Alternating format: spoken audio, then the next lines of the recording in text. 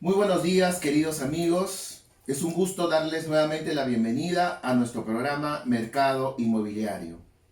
La crisis que estamos atravesando, producto de la pandemia del COVID-19, sin duda traerá consecuencias. Una de ellas, la más importante quizás, sobre la economía, no solo en nuestro país, sino en el mundo entero.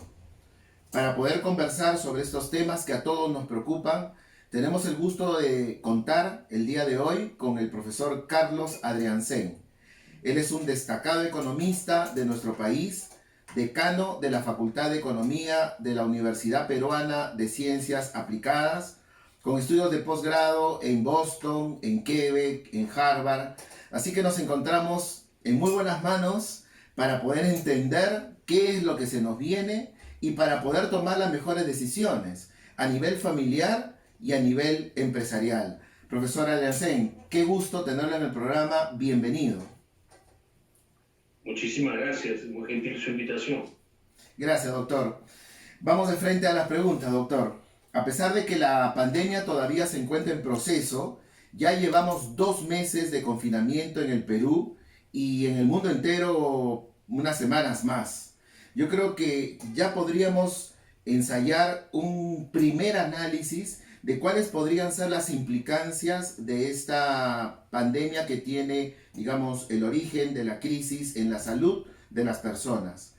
Ahora que estamos en mayo del año 2020 y probablemente aquí en el Perú ya estemos muy cerca del fin de esta primera etapa de confinamiento, ¿en qué estado nos encontramos? ¿Cómo ve usted la economía a mayo del 2020 después de este encierro en el cual todos nos hemos visto obligados a respetar? Mire, lo primero que hay que tomar en cuenta es quiénes somos. Somos una economía relativamente pequeña, un 0.1 y pico por ciento del PBI mundial, la tasa de inversión era negativa en promedio, y eso hay que decirlo, veníamos en una etapa de declive. Con García llegamos a tener cerca del 9% de crecimiento anualizado en su último año y hemos cerrado el año pasado con un crecimiento que coquetea con el 2% y que en términos per cápita da 1%. Correcto. Lo que ha pasado ahora tiene que ver con el impacto de una tremenda crisis que afecta a la economía global y, por qué no, a la peruana. Esta crisis sanitaria puede ser entendida mejor si tomamos en cuenta que hay 2 planos. El plano de la epidemia o pandemia y el plano de la recesión, que es explicado por la proscripción de actividades, por la cuarentena. La cuarentena hunde a un sector importante de la economía, en realidad todos, pero particularmente al sector servicios, donde se da bienes raíces. En ese mundo tenemos que reconocer que al Perú en estos meses le ha ido de perros. En materia de la pandemia, cada día se expande el número de infectados y en materia recesiva, según el propio presidente del Banco Central, venimos recesándonos o perdiendo a un promedio altísimo de 1% del PBI cada semana. Profesor, estas 8 semanas. Perdón la interrupción. En el primer mes de cuarentena se hablaba de cifras de una contracción de la economía de aproximadamente el 25%. Al día de hoy, ¿usted en cuánto la estima? Yo le voy a ser sincero. Cuando escucho a esa gente que habla de 10, 15, 25, 30, nunca la pega. Pero nunca. Yo prefiero escuchar a quien maneja cifras. Así es. Quien maneja cifras, está construyendo el Banco Central, estima que hasta ahora la pérdida es 1% del PBI por semana, 8% en estas 8 semanas. ¿Y eso a qué se debe? A que la pandemia es mala para la economía. Claro, la pandemia es mala a la economía y más mala contra peor la manejamos. Si además la manejamos muy mal y las herramientas que se usan para reactivar no funcionan, lo que tenemos es el desastroso 1% del PBI por semana. Esto, vale la pena tomar en cuenta, es socialmente insostenible. Correcto. Social y políticamente insostenible. Mi impresión personal, ahora le voy a decir, sí. Antes de que comenzara la pandemia, 2/3 de la economía eran informales, y 1/3 era relativamente formal. Posiblemente estemos en 1/10 de la formalidad, porque gran parte de las actividades formales e informales se han proscrito con mucha torpeza. Se ha decretado una cuarentena de corte medieval muy estricta, sin tener recursos para aplicarla, porque el gobierno ha seguido gastando, sigue haciendo sus proyectitos y sus gastos, pero no los ha redirigido hacia donde debería. Salud. Hoy día veía que se destacaba a los héroes muertos, no, a los médicos que no han debido morir. Lo mismo a los policías y militares, lo mismo a la gente que no recibe subsidios, ni las empresas que no reciben ayuda para sus planillas. Agréguele que ni siquiera se da plata para la Contraloría. Me puedo imaginar que difícilmente alguien podría haber tenido un manejo tan pobre. La gente está esperanzada en que el gobierno haga algo y quiere creer que está haciendo algo. La realidad contrasta lo contrario. El accionar del gobierno es hasta desaprensivo. Te pide tomar tus jubilaciones, te pide más impuestos, pero no deja de gastar en rubros no prioritarios hacia rubros prioritarios. Y eso ha hecho que económica y desde el punto de vista de salud pública, su manejo ha sido muy malo. Esta crisis, profesor, indudablemente ninguno de nosotros se lo esperaba, en ningún país se esperaba. Hemos visto cómo los diferentes gobiernos han ido tomando decisiones sobre la marcha, avances, retrocesos, cosas acertadas, cosas no, pero lo importante, para tratar de ser pedagógicos, que es lo que yo quisiera que podamos aprovechar de su parte, a pesar de que estamos en una incertidumbre todavía, porque esto cambia día a día, tiene un dinamismo muy intenso. Es indudable que la crisis económica ha golpeado una de las principales actividades económicas en nuestro país, que es el comercio, ¿no?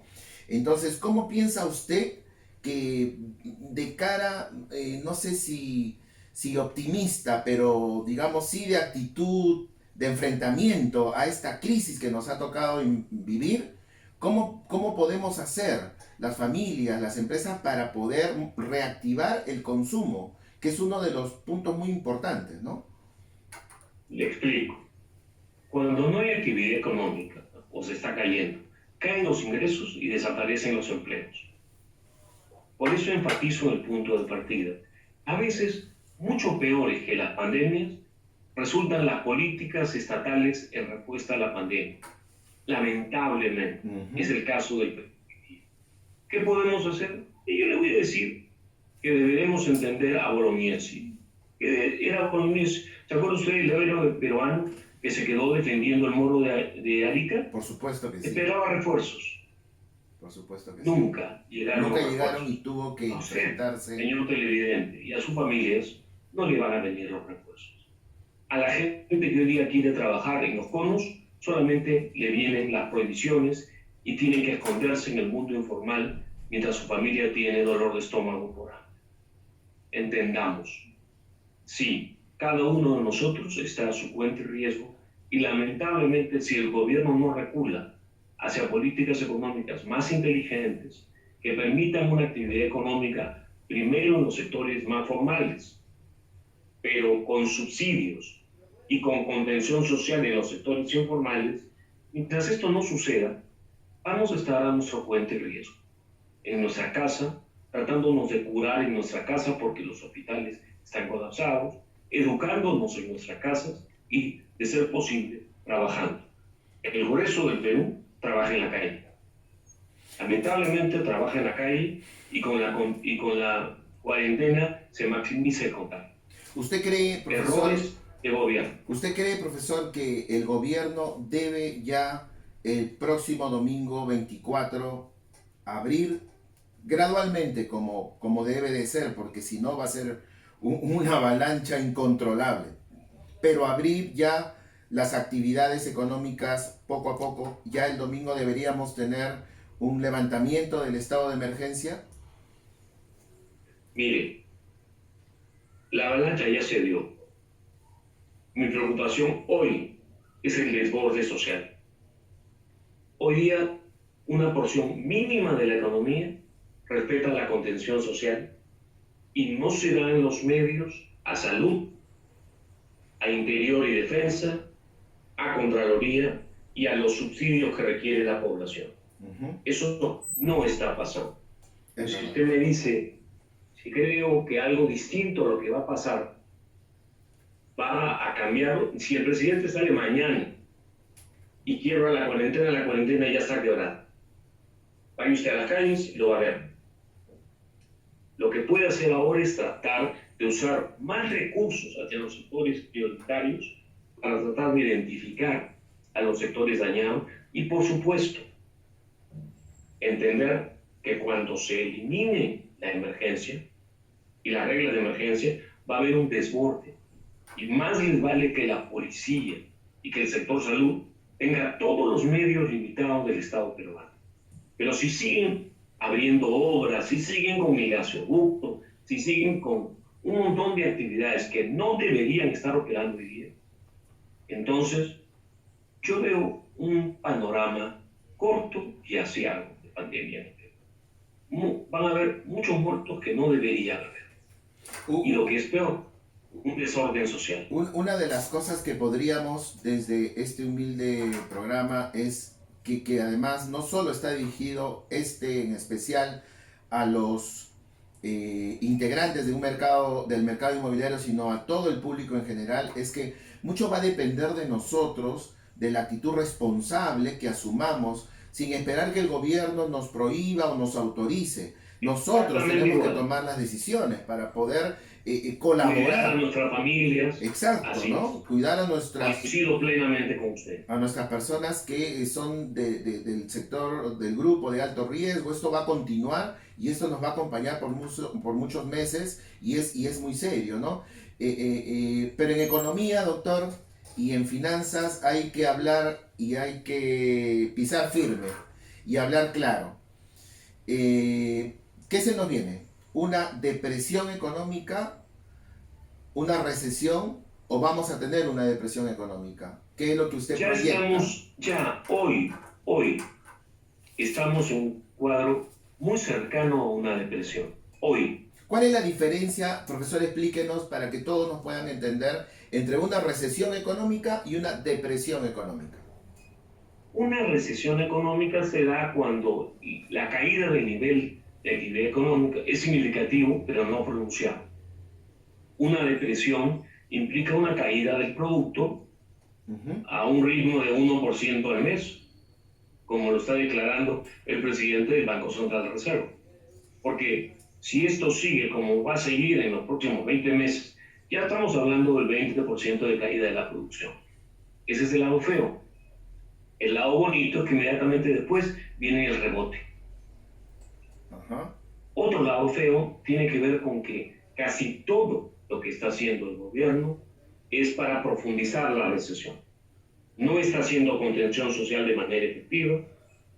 El Congreso está haciendo tonterías monumentales como descalzar financieramente al sistema peruano con la iniciativa de las AFPs, que en lugar de darle subsidios a la familia le dice, gástate tu jubilación, con propuestas de reforma agraria, impuestos a las personas que tienen un patrimonio de clase media.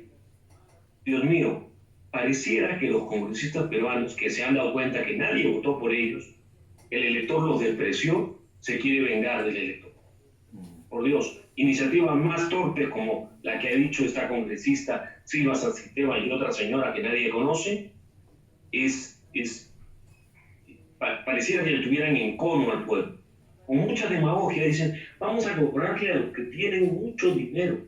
Para empezar, no saben que un cambio tributario rige el próximo año.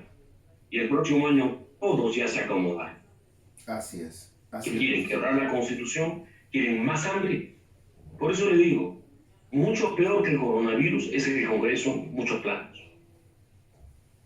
Profesor Adrián Sen, hablando un poco de cómo ha ido evolucionando la economía de nuestro país en el Perú los últimos años, sabemos que el crecimiento no alcanzó los niveles, digamos, correctos que esperábamos en función de su capacidad instalada y del potencial que tiene la economía en el Perú. Y sabemos que esto ocurre básicamente porque la inversión tiene una serie de limitaciones y tanto la inversión privada como la inversión pública no alcanzaron los niveles esperados.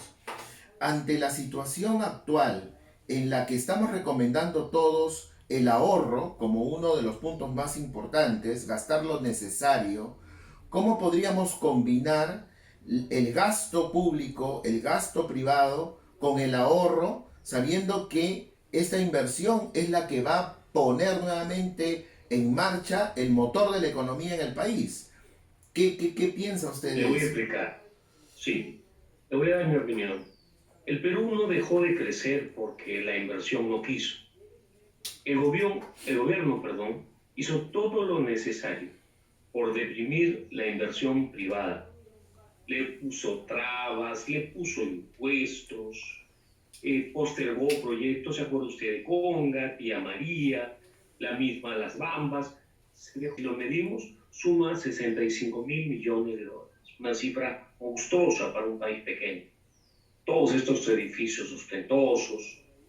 Y usted dice, ahora, ¿cómo podemos hacer para invertir o para ahorrar? Mire, hoy día la gente no tiene ingresos y no hay forma de ahorrar.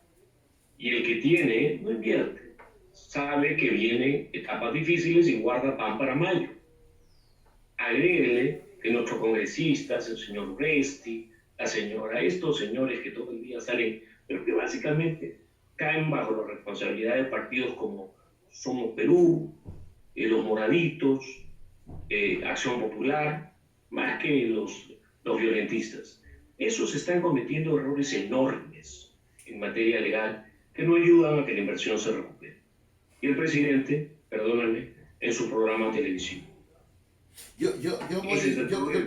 yo quisiera que le expliquemos un poco a los que nos escuchan lo siguiente. Podríamos hablar de una paradoja entre que para poder reactivar la economía, de todas maneras, profesor, la inversión pública y la inversión privada juegan un rol protagónico para poder reactivar la economía, pero por otro lado tenemos que ahorrar y tenemos que ser muy cautos y muy mesurados porque si el gasto se eleva no sabemos lo que va a venir en los próximos meses. ¿Cómo conciliamos esas dos posiciones que son importantes en la coyuntura en la que estamos viviendo? Le voy a explicar. Mientras usted no haga una contención efectiva de la epidemia, operar va a ser costoso, difícil y para algunos hasta mortal, si es que no toman las precauciones. El Estado no está empujando la economía. La inversión pública se asocia negativamente con la inversión privada. Contra más gasta el gobierno, le quita recursos a los privados. Y al mismo tiempo introduce reglas que bloquean la inversión de los privados. Entonces le digo, nos golpea la pandemia, pero nos golpea más el gobierno. Lamentablemente, por falta de visión, por ideología, por lo que se quiera.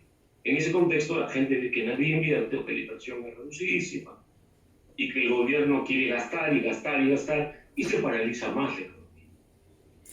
Hablemos del Banco Central de Reserva. El señor Julio Velarde ha salido a anunciar en esta época de cuarentena que ha bajado la tasa de referencia, pero como sabemos el objetivo principal del Banco de Reserva y su logro, creo yo, más importante es mantener en niveles bajos la inflación, porque si la inflación Así es. creciera, entonces eso ayudaría a no, o sea, si mantenemos la inflación en los niveles del dos por Robaría los ciento más o ahorros. menos, vamos a ayudar a no descapitalizar a la economía en nuestro país. ¿Qué piensa usted de la actuación que está teniendo nuestro Banco Central de Reserva frente a la crisis? A ver, Desde antes ya ha logrado ser capaz de darnos una tasa de inflación baja a niveles internacionales. Ujú. Y ojalá sea capaz de hacerlo en momentos en que las papas queman. Hasta ahora el accionar del Banco Central viene siendo responsable, pero Correcto.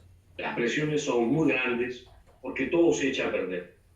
Y lamentablemente hay muchísima gente hablando de política económica que no tiene la formación para tener una idea de lo que está pasando. Ujú. Son Eh, momentos muy difíciles para el Banco Central. Sabemos que la tasa de referencia demora en poder tener una repercusión efectiva sobre las tasas de interés corporativas. Eh, Podemos esperar que de aquí a unos meses las tasas de los créditos hipotecarios, los créditos vehiculares, personales y de nuestras propias tarjetas de crédito se vean un poco ajustadas. ¿Veremos el reflejo o no? Les voy a explicar. La política monetaria tiene varios instrumentos. Uno de ellos es la tasa de referencia, Ujú. pero también es la inyección de liquidez en la economía.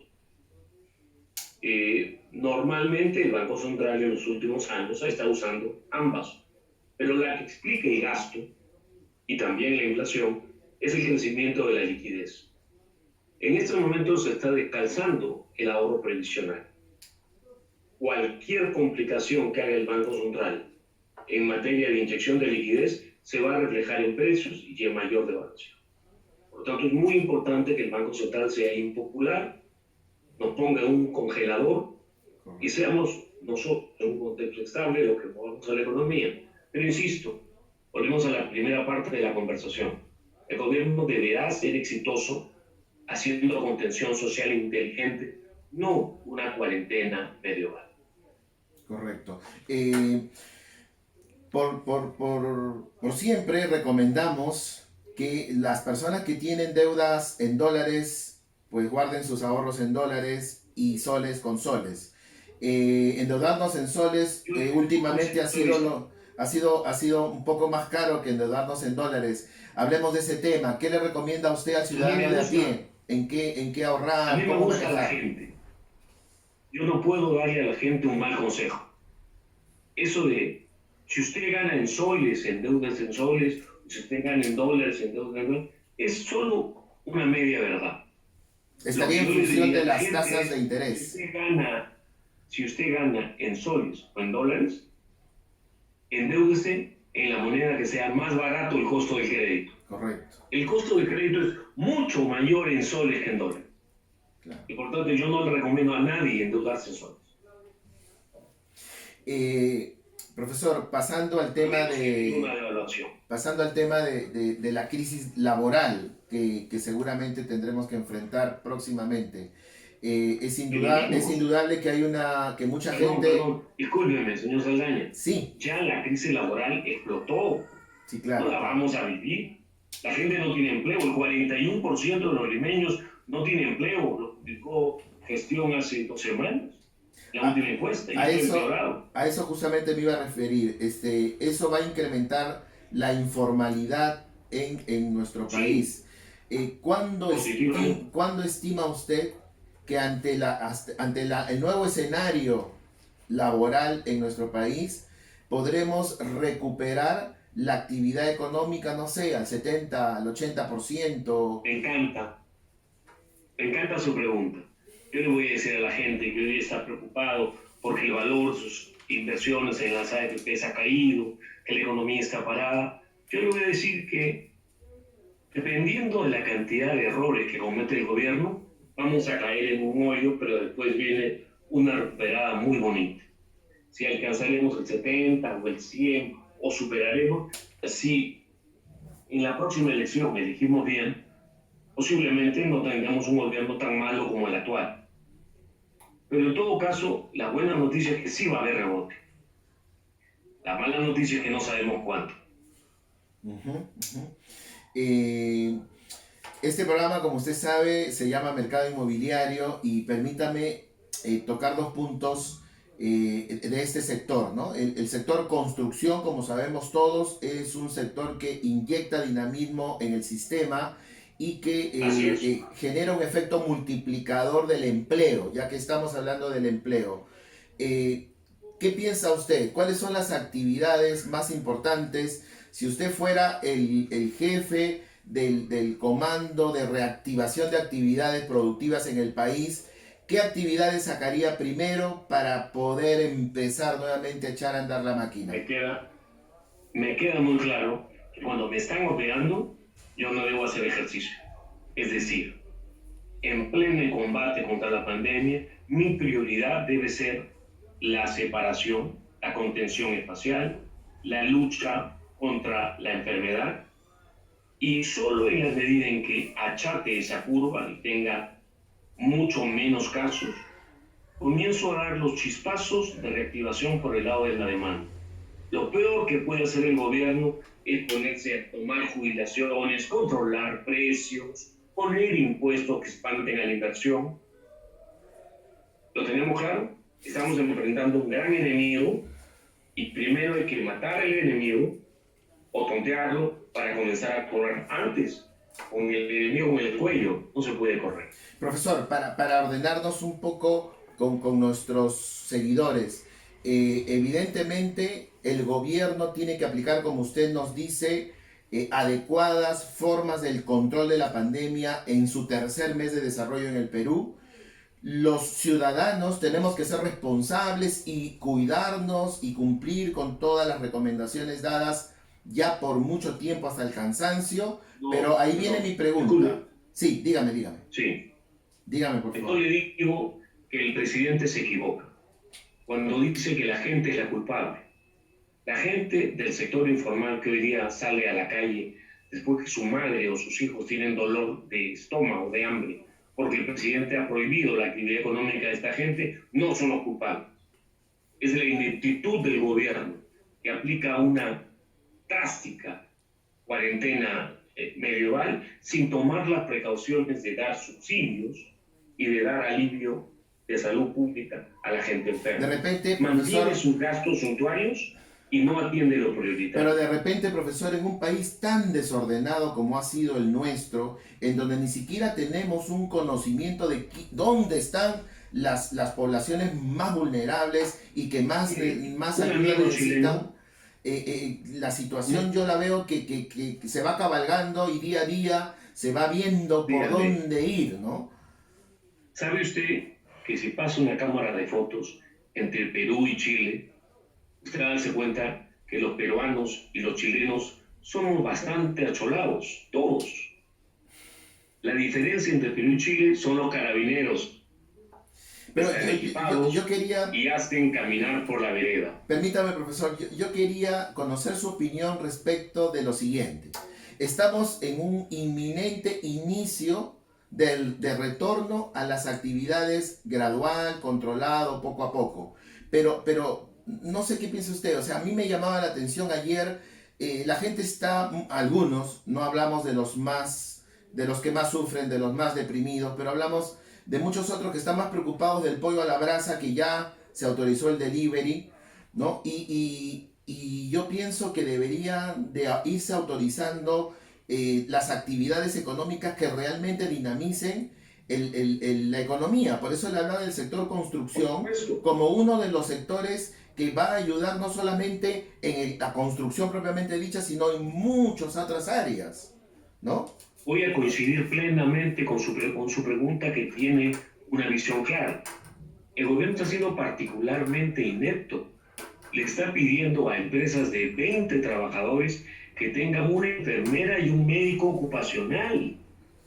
Está trabando todos los permisos de actividades formales en construcción y fuera de construcción. ¿Cómo podemos hacer siendo, digamos, pedagógicos, optimistas, tratando de reunir el mejor corazón frente a la situación para poder llegar a las instancias correspondientes y que se activen aquellos sectores que están más necesitados de poder trabajar? Permítame agregar algo más. Nosotros, por ejemplo, como agentes inmobiliarios, estamos recibiendo llamadas de gente que ya no puede pagar su alquiler y quiere mudarse para poder cumplir con un alquiler mucho menor, o en el tema del trabajo, buscando oficinas que les permita un manejo y una reactivación de sus actividades mejores. Sin embargo, no vemos todavía claridad en el programa. Yo por lo menos no la veo. No sé qué piense usted y qué desde aquí podríamos sugerir y aportar para que el gobierno corrija esos errores que usted menciona, ¿no? Comienzo diciéndole que yo soy una persona que tiene una gran esperanza en este país. Pero eso de optimista y pesimista son sentimientos. Y si Son usted estados quiere de hablar ánimo, del lado sentimental, son no me estados de llame. ánimo, claro. Lo que yo le digo, fundamentalmente, sí, es que se debería estar ayudando a la gente que por decisión del gobierno no puede pagar su hipoteca o su alquiler. En lugar de estar haciendo barbaridades, como pagándole los medios, el gasoducto, vuelvo a citarlo, y en un montón del aparato estatal que hoy día no es prioritario. Y peor aún, pensando en las salidas fáciles, más impuestos al paro que invierte. Toma tu plata de jubilación. El gobierno está haciendo lo que no se debe hacer y dejando de hacer lo que se debe hacer. Eso es Profesor, lo que yo le digo al gobierno cada vez que puedo. profesor, si le hablamos ahora a las familias de los diferentes sectores de nuestro país, de diferentes zonas, distritos.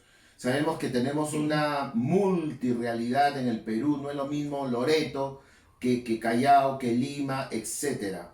Si le hablamos a las familias, y volviendo un poco al tema de este programa que es el coronavirus nos asaltó, nos sorprendió y la consecuencia que ya estamos viviendo, producto de la paralización, es una crisis económica. Lo primero que tenemos que aceptar es que vamos a enfrentar una crisis económica, de todas Ya maneras, estamos, ¿no? que ya nos encontramos No, en una crisis económica. ¿Cuáles así son, es. cuáles creen ustedes que deben ser las medidas económicamente hablando para poder ayudar a la gente a retomar el ritmo? ¿Qué tendría, usted como economista, qué medidas en ese terreno tendríamos que tomar En las primer familias lugar, y las empresas? mire, en primer lugar, como que tengo que atender a los enfermos y como tengo que hacer contención social, agarro toda la plata que tengo y mi estimado personal es más de 1.500 millones de dólares que podría sacar de otros presupuestos y dirigirlos a lo prioritario. Porque cuando la gente tenga ayuda en las planillas y tenga subsidios directos, transparentes, toda esta situación de desborde social se va a contener y se va a comenzar la etapa siguiente, que es una reactivación inteligente. Buscar los sectores donde más seguramente se cumplan las órdenes de sanidad y comenzamos una reactivación de la economía, porque hoy día la gente se está muriendo de coronavirus, pero también de hambre y desatención por la decisión del gobierno de no darle prioridad al gasto público dirigido al pueblo.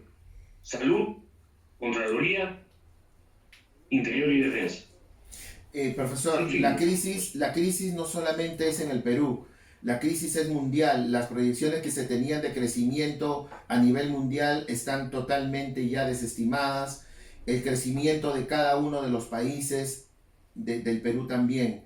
Nuestros socios comerciales están en crisis, todos estamos en crisis. China está actualmente pulverizada. Totalmente, y era uno de nuestros principales aliados comercialmente hablando. El principal socio comercial nuestro, la China, está en un declive acelerado. Más aún, en medio de una guerra comercial terrible. ¿Qué se nos viene? ¿Qué tenemos que hacer? Bueno, yo tengo una buena noticia que darle acá. Somos demasiado pequeños para ser tan sensibles como otros países al comercio mundial. Yo solo aspiro a que el gobierno no nos patee en la espinilla, que no nos bloquee, que no quieran haber cambios constitucionales tipo Venezuela o Cuba, que no se suban los impuestos, que se gaste bien, de manera transparente, que se combata la corrupción. ¿Qué hace usted en el gobernante corrupto de su elección? ¿No le hubiera gustado manejar un país en medio de una pandemia para que nadie lo acuse? Aquí hay que seguir castigando a los corruptos. No hay que cerrar los ojos porque hay pandemia. ¿Lo tenemos claro? Todavía Sí. se roban hasta las pruebas rápidas. Sí, profesor, sí, lo que pasa es que encontraba que en una casa gente robando pruebas rápidas. Lo que pasa es que yo lo invitaba, es cierto lo que usted dice y es lamentable, y ahí vamos al tema humano, y si se quiere, esta pandemia también está en muchos, gracias a Dios, tratando de despertar cosas buenas, no sé, frente a la naturaleza, frente a los valores familiares y demás. Pero volviendo al terreno económico, yo le preguntaba un poco sobre las políticas de los grandes actores de la economía mundial, porque usted me dice bien, el Perú es un país pequeño, pero los grandes actores de la economía mundial, Estados Unidos, China, en nuestro continente Brasil, ¿cómo podrían, de alguna manera, porque ese es un problema que la humanidad está enfrentando, tener, digamos, una política correcta? Señor Saldaña, en esta pandemia cada uno baila solo. Si usted está esperando que le den plata, No, me refiero a sus políticas como países que indudablemente tienen repercusión mundial. En este momento están evitando caer en un hoyo más profundo en materia económica, igual que nosotros. Cada uno está corriendo a su cuenta de riesgo. Por eso cuando usted me pregunta, yo le respondo. Lo que debe hacer el Perú es reasignar gasto público hacia lo prioritario. Porque quien está parando al sector privado es el señor Vizcarra y su cuarentena. Dice, no puede salir a trabajar. Probablemente ya estamos en un momento, profesor, en el que la cuarentena, como usted bien mencionó en algún momento de la entrevista, ya no tiene el efecto que tenía en las primeras semanas, ¿no? Seguramente eso se va ya a terminar y vamos a pasar a una siguiente etapa. Y ahí irían mis preguntas finales, profesora Adriansen. En esta siguiente etapa me gustaría que usted le dé recomendaciones prácticas a las familias y a las empresas que en nuestro país son pequeñas. Me refiero a ese emprendedor personal que tiene muy pocas personas a su alrededor y que quiere retomar y que quiere salir adelante y que quiere ver las cosas con optimismo, porque es importante también ser optimistas a pesar de lo que usted nos dice y del panorama quizás negro que se nos presenta de aquí en adelante, ¿no? Yo no soy adivino, no sé qué tan negro viene el programa y quiero dejarle a sus televidentes ideas útiles. Por eso no puedo suscribir su diagnóstico de que la cuarentena fracasó. La cuarentena no se aplicó, se hizo mal. La receta no funcionó, no se le dio ayuda a la gente. Y hay que hacer las cosas bien. Eso es lo primero. Calculando que no va a pasar, y esa la palabra horizonte negro la dijo usted, no yo, le voy a decir que cada uno de nosotros debe ser muy cuidadoso con su familia y con su negocio. Respetar condiciones básicas para manejar esta terrible enfermedad que comienza como un resfriado y que si se ataca oportunamente desde sus casas, casi es manejable, según la mayor parte de los especialistas médicos. El aparato estatal público ya está completamente avasallado, superado. No hay clínicas esperando, no van a haber refuerzos. Por lo tanto, cuidémonos, cuidemos nuestros negocios. Y yo creo que si lo hacemos, usted, señor Saldaña, va a haber muy pronto una reactivación que lo va a llenar de entusiasmo. Esa esperanza la tengo yo. Optimismo respecto a lo que estamos haciendo, es iluso. No estamos haciendo lo correcto y nuestra forma de contribuir con el gobierno es decir, cholo, por aquí sí, por aquí no. No se le debe aplaudir al que no está haciendo las cosas bien. Hace poco escuchaba una señora que decía, ay, esta gente que critica no es feliz. Mire, señora, el mundo perfectamente feliz tiene un nombre, se llama dictadura. ¿Entiende? Personas como el señor Saldaña quieren contribuir al país, hacerlo pujante, dinámico, crecer. Muy bien, llamemos cada cosa por su nombre. Combatamos la epidemia, combatamos la recesión y va a ver cómo este país va a florecer nuevamente pronto. Pero si nos engañamos y creemos que desde el gobierno nos van a pintar la casa y nos van a dar futuro, estamos como los venezolanos y fíjense dónde terminan. Sí, como decía yo en un momento de la entrevista, en economía, y entiendo su crudeza, hay que tener paso firme y pisar tierra. Vamos a enfrentar una situación difícil económicamente que nos va a tomar varios meses por delante, si no años. Y quiero agradecerle, profesor, Qué por negativo, su señor Saldaña. participación. Quiero agradecerle por habernos acompañado en el programa del día de hoy. Y a todos ustedes, muchas gracias, queridos amigos, por acompañarnos, por seguirnos. Pongamos lo mejor de nosotros. Hay que ponernos en acción, porque la única forma de poder lograr los objetivos es trabajando y poniendo lo mejor de lo que sabemos hacer y hacerlo bien, como usted decía, tomando sus palabras, ¿no? Lo que vayamos a hacer, estemos en el puesto en el que estemos, en el gobierno, en nuestra casa, en nuestro trabajo, hacerlo bien, ponerlo mejor, exigirnos mucho, creo que ese es el secreto para salir adelante. Nuevamente, muchas gracias, profesor Carlos Adriancén, por Me quedo con sus acompañarnos. palabras y Por le favor, agradezco la invitación. gracias, muy amable. Buenos días a todos y será hasta una próxima oportunidad. Muchas gracias, hasta luego.